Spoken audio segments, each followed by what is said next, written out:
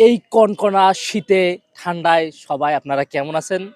আসলে আমি ২ বছর বা প্রায় ৩ বছর থেকে ঢাকায় থাকি। এরকম ধরনের শীত বা ঠান্ডা কখনো দেখিনি। আজকে ঢাকায় তাপমাত্রা ছিল বা তাপমাত্রা আছে ১৪ ডিগ্রি সেলসিয়াস। বাতাসের আর্দ্রতাটাও ভালো। আপনারা যদি চতুর্দিকে একটু দেখেন, দেখেন কি পরিমাণ কুয়াশা আর শীত পড়েছে। এখন ১০টা পার হয়ে গেছে তবুও আমরা সূর্যের দেখা পাইনি। তাহলে তো গ্রামে এরকম শীত দেখা যায় কিন্তু আজকে ঢাকাতেও এরকম দেখা যাচ্ছে। যদিও এটা মেইন ঢাকা না, এটা হচ্ছে ঢাকার গাজীপুর, অর্থাৎ গাজীপুরের টঙ্গী সংলগ্ন এলাকা।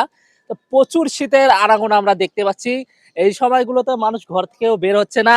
আর একজনকে যদি আপনারা দেখাতে চাই, দেখেন মাত্র দাঁত ব্রাশ করতেছে, ভাই একটু দেখান যদি, মাত্র ঘুম থেকে উঠলো। অর্থাৎ দেখেন ঢাকার অবস্থাটা কিরকম। তো সবাই সাবধানে থাকবেন।